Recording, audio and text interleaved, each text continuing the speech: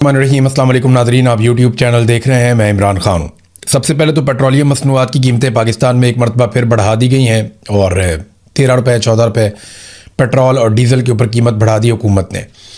इससे पहले लगातार आलमी मंडी में कीमतें कम हो रही थी, बहुत तेज़ी से कम हो रही थी। जो जंग से पहले वाली सूरत हाल है उससे भी नीचे चली गई थी, लेकिन पाकिस्तान की सरकार ने आम आदमी को रिलीफ नहीं दिया। और वो ना देने के पीछे ये है कि क्योंकि कर्ज़ा लेते जा रहे हैं, मुल्क फिर भी इनसे नहीं चल रहा और टैक्स इकट्ठा हो नहीं रहा, पाकिस्तान के अंदर कारोबारी ज़िंदगी मुअत्तल है।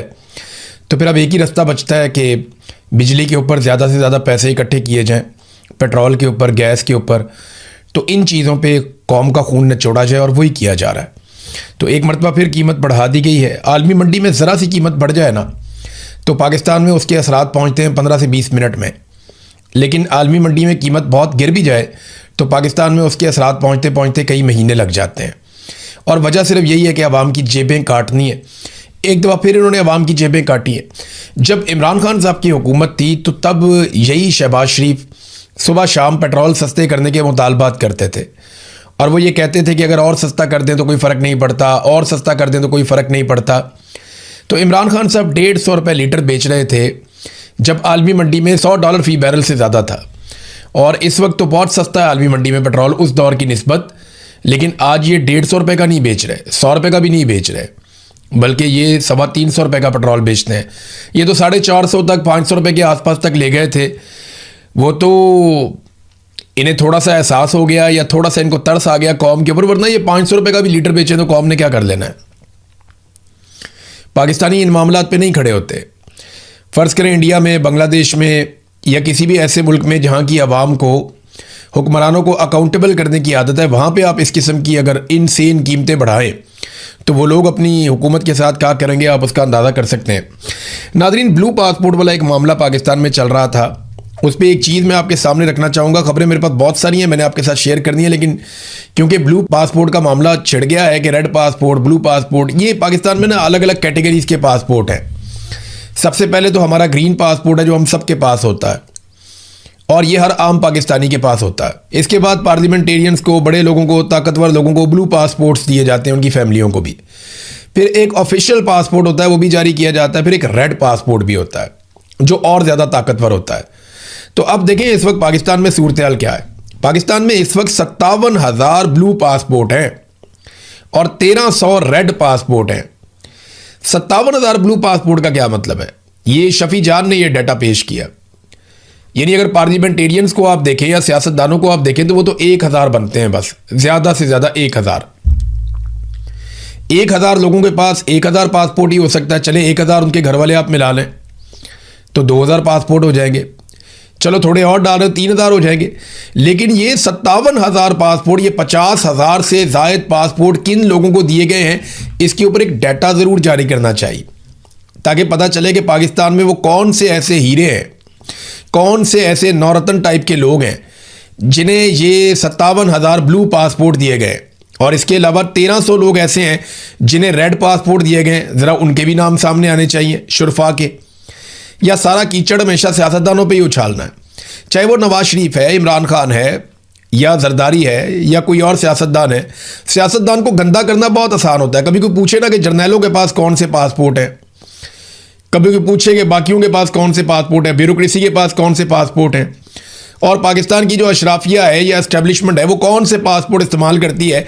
ये 1,300 रेड पासपोर्ट किसके पास है और 57,000 ब्लू पासपोर्ट किसके पास है, यार ज़रा ये रिकॉर्ड सामने आना चाहिए। और आसान है। पाकिस्तान तहरीक इंसाफ ये मुतालबा करने की बजाय जो कानून के मुताबिक एक तरीक़ाकार है उसमें ये पूछ ले, कौमी असम्बली में जाकर सवाल उठा दे, या जब इनके पास चेयरमैन पब्लिक अकाउंट्स कमेटी की एक हैसियत थी उस वक्त ये कर सकते थे। लेकिन अभी भी इन्हें करना चाहिए, ये पता ज़रूर करना चाहिए और कानून के अंदर गुंजाइश है कि ये मालूमात निकालें कि जनाब ये हमें फ़हरिस्त फराहम की जाए कि ब्लू और रेड पासपोर्ट किन किन लोगों को दिए गए हैं, ऑफिशियल पासपोर्ट कितने लोगों के पास मौजूद हैं और क्यों मौजूद हैं, और इजाफी ऑफिशियल पासपोर्ट और रेड और ब्लू पासपोर्ट किन किन लोगों को मिले। ये सारी लिस्टें आनी चाहिए। अब आ जाए नाज़रीन एक कहानी पर। यह कहानी पाकिस्तानियों को एक मरतबा फिर सुनाई जा रही कि जनाब सियासतदान नाकाम हो गए, मौजूदा हुकूमत बहुत नालायक है, एस्टेब्लिशमेंट इनके गुनाहों का बोझ नहीं उठा सकती, इनकी नालायकी के ऊपर मजीद पर्दा एस्टेब्लिशमेंट नहीं डाल सकती, वो इनको अपने कंधे पर उठाकर नहीं फिर सकती।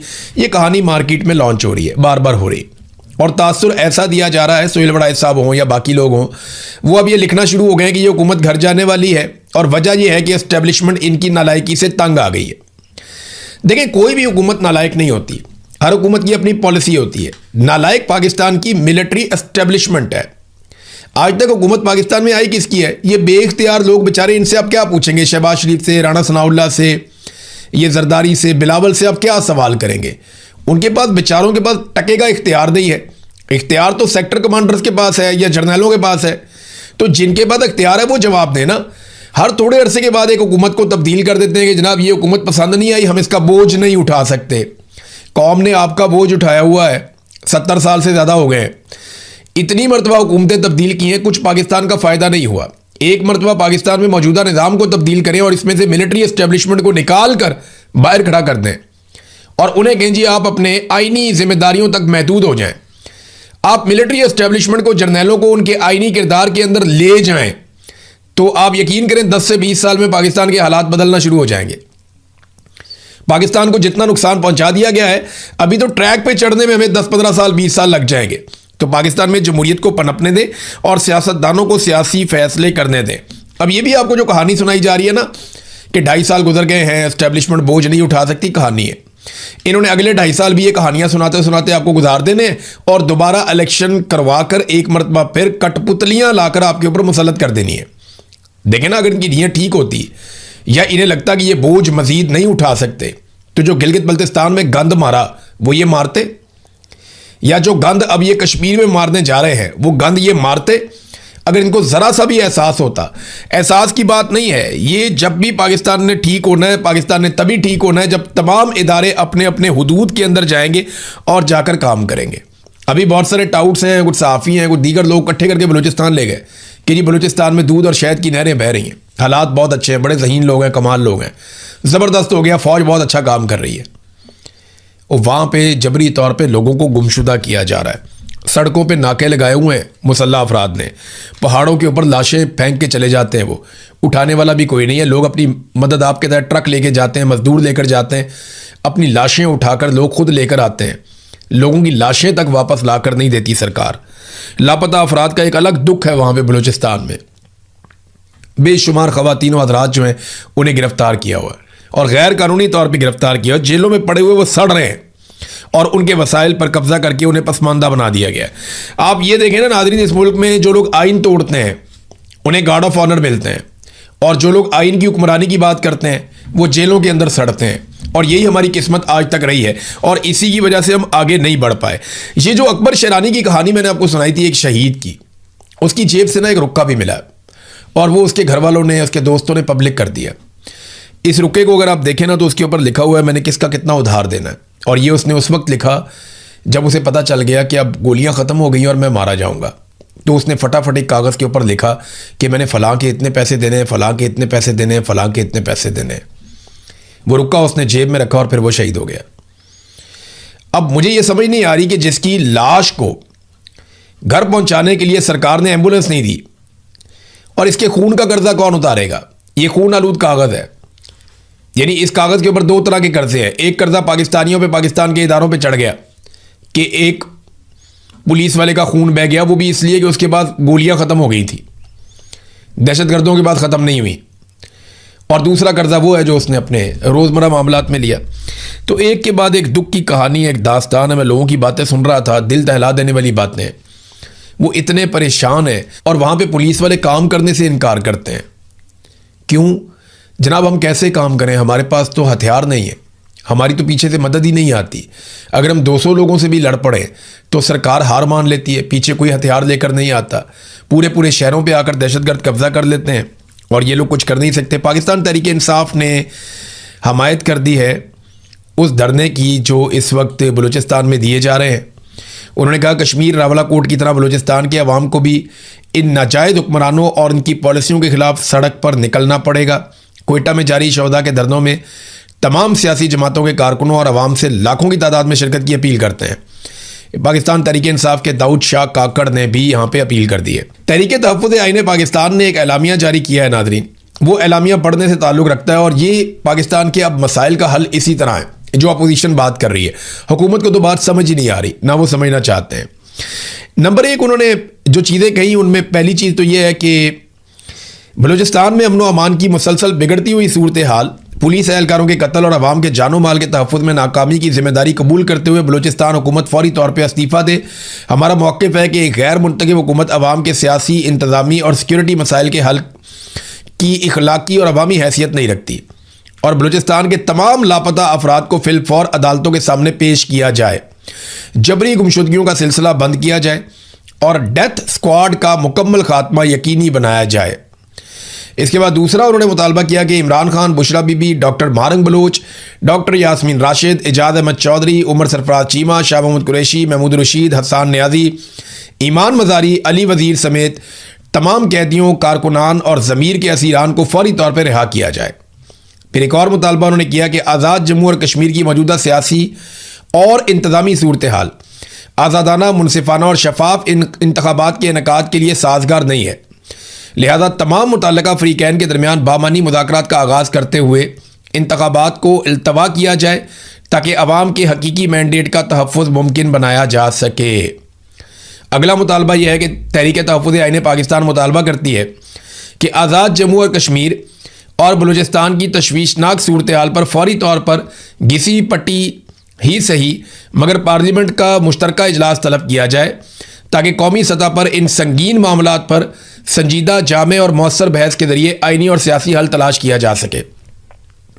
फिर एक और चीज़ उन्होंने कहा जी कि साबिक वज़ीर आज़म इमरान खान की हमशीरा अलीमा खान के खिलाफ जारी गैर मुनसिफाना ट्रायल पर शदीद अफसोस और तशवीश का इज़हार करते हैं और ये जो बदला लेने का सिलसिला, सियासी इंतकाम का दायरा इनकी बहनों तक जो वसी किया गया इमरान खान साहब की, ये नहायत संगीन है और इन चीज़ों को रोका जाए और अगर नताइज तल्ख बरामद हुए तो इसकी ज़िम्मेदारी मुतल्लिका रियासती इदारों और हुकूमत पर आयद होगी। तो ये जनाब उनके मुतालबात हैं जो तहरीक तहफ़्फ़ुज़ आईन पाकिस्तान ने किए हैं, लेकिन हुकूमत का कोई किसी किस्म का मूड नहीं है, कोई इरादा नहीं है पाकिस्तान में हालात को बेहतर करने का, क्योंकि अभी कश्मीर से जो खबर आई है, मैंने आपको एक दिन पहले, लगभग 2 दिन होने वाले हैं, मैंने आपको एक खबर दी थी कि कश्मीर में बहुत बड़ा क्रैकडाउन किया जाएगा। अगर तो इलेक्शन करवाने हैं तो उससे पहले इन्हें एक बहुत बड़ा क्रैकडाउन कश्मीर में करना पड़ेगा और उस क्रैकडाउन के लिए मज़ीद फोर्सेस कश्मीर में दाखिल होंगी। और अब मेरी खबर 24-36 घंटे गुजरे हैं, खबर दुरुस्त साबित हो गई। आज़ाद कश्मीर की हुकूमत की जानिब से एक डिमांड डाली गई है। हुकूमत ने क्या डालनी है, वहाँ के सेक्टर कमांडर की डिमांड होगी और हुकूमत बेचारी मजबूर है। वो जो राठौड़ साहब हैं वज़ीर आज़म वहाँ के, उनकी तो औकात कोई नहीं है, लिहाजा वफाकी हुकूमत से मांगे गए मज़ीद 4000 FC एहलकार और रेंजर्स के 7 विंग। रेंजर का एक विंग गालिबन 800-850 जो है वो सिक्योरिटी एहलकारों पे होता है। तो ये लगभग 10,000 अफराद हैं जो मज़ीद मांगे गए हैं आज़ाद कश्मीर हुकूमत की जानिब से। तो एक तरफ वो कहते हैं वहाँ पे एहतजाज कोई नहीं हो रहा, एक तरफ कहते हैं कि वो लोग बहुत कमज़ोर हैं, कोई उनकी बात ही नहीं सुन रहा। जहाँ पे आपने हज़ारों की तादाद में पहले ही वहाँ पे सिक्योरिटी फोर्सेस जमा की हुई हैं, वहीं आप 10,000 सिक्योरिटी फोर्सेस और मंगवा रहे हैं। इसका मतलब है कि आज़ाद कश्मीर पूरा का पूरा खड़ा हुआ है। क्या फ़र्क रह गया? भारत ने वहाँ पे अपनी फोर्सेस दाखिल की हुई हैं मकबूजा कश्मीर में, वो उन्हें मारते हैं, उनके मुतालबात ही नहीं सुनते, उनको उनके हकूक़ नहीं देते। यही काम आज़ाद कश्मीर के अंदर हो रहा है, लोग अपने हकूक़ मांग रहे हैं, एहतजाज कर रहे हैं। अब इतनी बड़ी फोर्स वहाँ पे इसलिए तो नहीं भेजी जा रही कोई दहशतगर्दों से लड़ना है, ना ये फोर्स दहशतगर्दों से लड़ने जा रही है, ना ये फोर्स भारत के साथ लड़ने जा रही है। ये फोर्स तो लोगों का जो पुरअमन एहतजाज, जो वो अपने हकूक़ मांग रहे हैं, उस एहतजाज को कुचलने के लिए जा रही है, उसके अलावा और कुछ नहीं है इस फोर्स के जाने में। नाजरीन, मैं एक डाटा और आपके सामने रखता हूँ, ये ज़रा आप देखिएगा। देखिए ना, हर एक का अपना अपना काम होता है ना। फील्ड मार्शल आसिम मुनीर की जो बुनियादी जिम्मेदारी है वो पाकिस्तान और पाकिस्तानियों की जान की हिफाजत है, यानी तहफ़्फ़ुज़ की जिम्मेदारी होती है ना फ़ौज के पास, कि जैसे ही सिविल इंतज़ामिया फ़ौज को कहती है कि जंग शुरू कर दो, वो जंग शुरू कर देते हैं। जब उन्हें कहते हैं फ़लाँ इलाके में जाओ ऑपरेशन करो, वो करते हैं। जब उन्हें कहते हैं हमें फ़लाँ जगह पे आपके बंदे चाहिए, वहाँ वो भिजवाते हैं। तो वो हुक्म के ग़ुलाम हैं, उनको तनख्वाह मिलती है और उन्हें काम करना है उसके मुताबिक और अपनी तैयारियाँ रखनी है। अब पाकिस्तान में दहशतगर्दी के ख़िलाफ़ लड़ाई की जिम्मेदारी जो है वो पाकिस्तान की फ़ौज की है। लेकिन हालात यहाँ पैदा हो गए हैं कि आलमी सतह पे लीडर हैं, आलमी सतह पे जनाब मैं सालसी करवा रहा हूँ, फलां से मुलाकात, फलां से मुलाकात, ये तो चल रहा है काम और इसे बहुत बड़ी कामयाबी के तौर पे देखा जा रहा है। और देखें कामयाबी एक तरह की है भी, अमेरिका को किसी और ने ये फेस सेविंग लेकर नहीं देनी थी। पाकिस्तान के ऊपर अमेरिका ने भरोसा किया, ईरान के साथ पाकिस्तान के ताल्लुकात थे, फील्ड मार्शल ने इससे फ़ायदा उठाया और भला हुआ। लेकिन अभी फिर लड़ाई शुरू हो गई है, वो लड़ाई कभी बंद होती है कभी शुरू हो जाती है। पाकिस्तान एक बड़ा कमज़ोर सालिस है, दोनों फरीकैन में से किसी को भी दबाकर बात नहीं कर सकता। लेकिन पाकिस्तान के अंदर तो हम सूरत हाल ठीक कर सकते हैं ना। आज फील्ड मार्शल के आने के बाद पाकिस्तान की सूरत हाल क्या है कि पूरी दुनिया में पाकिस्तान में दहशतगर्दी सबसे ज़्यादा बढ़ गई है। यानी अगर आप डेटा देखें तो डेटा ये बताता है कि इस खित्ते में कोई ऐसा मुल्क नहीं है जिसमें पाकिस्तान से ज़्यादा दहशतगर्दी हो। अफ़गानिस्तान हो, इराक हो, यमन हो, शाम हो, सोमालिया हो, कोई भी ऐसा मुल्क हो, उन सारे मुल्कों में हालात पाकिस्तान से बेहतर हैं। हैरत हो रही है आपको। पाकिस्तान में जो दहशतगर्दी है वो इतनी बढ़ गई है कि अफ़गानिस्तान 9वें नंबर पे है और पाकिस्तान दूसरे नंबर पे है। पाकिस्तान ने दहशतगर्दी का जो सामना आसिम मुनीर साहब के दौर में किया वो इससे पहले इसका रिकॉर्ड नहीं मिलता। आज पाकिस्तान बदतरीन दहशतगर्दी का सामना कर रहा है और हम उसे रोकने में कामयाब नहीं हो रहे। बलूचिस्तान जल रहा है, कबायली इलाके जल रहे हैं और पूरा जोर इस बात पे है कि कश्मीर में अपनी हुकूमत बना लें, गिलगित बल्तिस्तान में अपनी हुकूमत बना लें, यहाँ मादनियात पड़ी हुई हैं यहाँ पे हुकूमत बना लें, खैबर पख्तूनख्वा की हुकूमत को कंट्रोल कर लें, कोई अवामी तहरीक खड़ी ना हो जाए, हम जाके बोर्ड ऑफ पीस के अंदर बैठ जाएं, किसी तरह इसराइल को तस्लीम करने का कोई रास्ता निकल आए, इमरान खान को जो है वो इर्रेलिवेंट कर दें। बस इन्हीं चीज़ों के ऊपर सारा का सारा जोर है। अमेरिका को राज़ी कर दें कि किसी तरह हमारी जो हुकूमत है उसको लेजिटिमेसी मिल जाए, और कुछ भी नहीं है, किसी चीज़ पे तवज्जो नहीं है। तो जो असल काम है वो तो किया नहीं जा रहा। और दहशतगर्दी के आदाद शुमार आप देखें तो हालात क्या हो गए। मैं ज़रा कंपैरिजन भी आपके सामने रख देता हूँ ना। कई लोग कहते हैं जी दहशतगर्दी तो बहुत पुरानी चीज़ है, तो मैं आपको बता देता हूँ कि ये जो एक रिपोर्ट है साउथ एशिया टेररिज्म पोर्टल, इसकी रिपोर्ट क्या बताती है कि 2018 से 2021 तक पाकिस्तान में दहशतगर्दी के वाक़यात कितने हुए। 2018 में 158 सिक्योरिटी एहलकार शहीद हुए, 2019 में 137, 2020 में 178, 2021 में 226 और फिर उसके बाद ये तकरीबन मजमूई तौर पे इमरान खान साहब के दौरे हुकूमत में 699 सिक्योरिटी एहलकार शहीद हुए और जनरल बाजवा उस वक्त आर्मी चीफ था। तो 699 इमरान खान का दौर। अच्छा, अब इसी रिपोर्ट के मुताबिक रजीम चेंज ऑपरेशन के बाद से लेकर अब तक कितने लोग शहीद हुए ज़रा ये आप देख लें।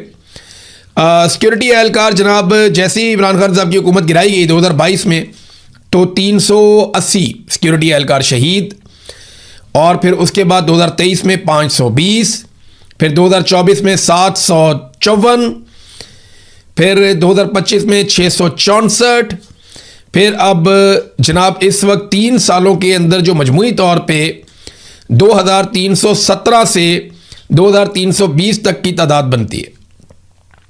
यानी इमरान खान के दौरे हुकूमत में इससे 4 गुना कम थी दहशतगर्दी, या उससे भी ज़्यादा कम थी। ड्रोन हमले भी बंद थे, लोगों को मार्टर भी नहीं मारे जा रहे थे, जबरी गुमशुदगियाँ भी बंद हो गई थी। 400 जबरी तौर पे लापता अफराद अख्तर मेंगल साहब के हवाले किए गए थे, पाकिस्तान तहरीक इंसाफ की हुकूमत ने करवाए थे। हालात को नॉर्मलाइज कर रहे थे, लेकिन फिर इन्हें रजीम चेंज ऑपरेशन का शौक चढ़ गया और उसके बाद आज पाकिस्तान के साथ क्या हुआ वो आपके सामने है। डेटा मैंने आपके सामने रख दिया और पूरी दुनिया का डेटा ये बताता है कि दुनिया में सबसे ज़्यादा तेज़ी से दहशतगर्दी पाकिस्तान में बढ़ रही है। नाज़रीन, डोनाल्ड ट्रंप के हवाले से मेरे पास एक खबर है, मैं एज इट इज़ आपको पहले डोनाल्ड ट्रंप का बयान पढ़ के सुना देता हूँ। डोनाल्ड ट्रंप को एक्चुअली हुआ ये था कि इसराइली इंटेलिजेंस ने डोनाल्ड ट्रंप को खबरदार किया था कि ईरान आपको कत्ल कर सकता है। दूसरा, ईरान के अंदर जब भी अवाम निकलती है तो अवामी सतह के ऊपर डोनाल्ड ट्रंप के खिलाफ नारे लगाए जाते हैं और वो उनके नारों में मुर्दाबाद कहा जाता है। तो अमेरिकन समझते हैं कि डोनाल्ड ट्रंप को कत्ल करने की धमकी, वैसे वो कहते भी हैं। कई मरतबा जब अमेरिका ईरान के ऊपर अटैक करता है तो ईरान के अंदर से ऐसी आवाज़ें आती हैं, लेकिन पॉलिटिकली या उनकी गवर्नमेंट के लेवल के ऊपर कभी नहीं कहा गया कि हम डोनाल्ड ट्रंप को कत्ल कर देंगे। जबकि अमरीकी हुकूमत अक्सर ये कहती है कि हम फलाने को मार देंगे, फलाने को मार देंगे, फलाने को मार देंगे। इसराइली गवर्नमेंट भी कहती है, लेकिन ईरानी गवर्नमेंट ने ऐसा कोई नहीं कहा कि हम फलाने रहनुमा को या डोनाल्ड ट्रंप को कत्ल कर देंगे, ऐसी कोई बात की नहीं। लेकिन ये इसराइली इंटेलिजेंस ने डोनाल्ड ट्रंप को खबरदार किया था कि आपको ईरान कत्ल कर सकता है। तो डोनाल्ड ट्रंप का जो ऐलान है वो क्या है, स्टेटमेंट देख लें आप। ट्रंप ने न्यूयॉर्क पोस्ट को ये बताया बात करते हुए कि अगर ईरान उन्हें कत्ल करने की अपनी साजिश में कामयाब हो जाता है तो उन्होंने इस सूरत हाल में जवाबी कार्रवाई के लिए हदायत छोड़ दी हैं। और ईरान को तबाह बर्बाद कर दिया जाएगा और उसकी भारी कीमत उसे चुकानी पड़ेगी। फिर ट्रंप ने कहा कि मुझे उम्मीद है कि आप लोग मुझे मिस किया करेंगे, मेरी कमी आप महसूस करेंगे मेरे जाने के बाद। तो ये ना दो चीज़ें बता रहा है। एक तो ये है कि डोनाल्ड ट्रंप को ये खौफ पैदा हो गया है कि वो काफ़ी गैर मकबूल हो रहे हैं और अब वो अपनी जान को भी बीच में लेकर आ रहे हैं और वो कोशिश कर रहे हैं कि कुछ ना कुछ करके उनकी मकबूलियत वापस आए। उनके ऊपर एक जानलेवा हमले की जब रिपोर्टिंग हुई, जब वो सहाफ़ियों से मिल रहे थे जो लोग वाइट हाउस कवर करते हैं, तो उस वक्त भी मुझे अच्छी तरह याद है कि उस इंसिडेंट के बाद हमने नज़र रखी तो डोनाल्ड ट्रंप का कोई डाटा बेहतर नहीं हुआ, कोई उनकी मकबूलियत में इजाफा नहीं हुआ था। तो उनको ये प्रॉब्लम तो है डोनाल्ड ट्रंप को कि उनकी मकबूलियत बहुत गिरी है। दूसरा ये है कि अगर कोई फॉल्स फ्लैग ऑपरेशन खुदा न खास्ता हो जाता है और कोई और शरारत कर देता है, डोनाल्ड ट्रंप के साथ कोई भी इंसिडेंट होता है, तो इसका क्या अल्टीमेट रद्देमल यही होगा कि ईरान के ऊपर बहुत बड़ा हमला हो जाए। मुझे नहीं लगता कि ये कोई सेन अप्रोच होगी। डोनाल्ड ट्रंप ने ये वाले जुमले खुद से बोलकर अपने आप को खुद थोड़ा वुल्नरेबल कर दिया है। अब भारत अमेरिकी सदर है, उनकी सिक्योरिटी के बड़े शानदार इंतजाम होते हैं। अभी वो जब तुर्की के दौरे पर गए थे तो उनको ये पैगाम पहुंचाया गया कि आप पुराने एयरफोर्स 1 पे वापस आएँ, जो आपको कतर ने गिफ्ट किया है उस पर आप वापस ना आएँ, और इसके भी पीछे सिक्योरिटी रीजंस थे।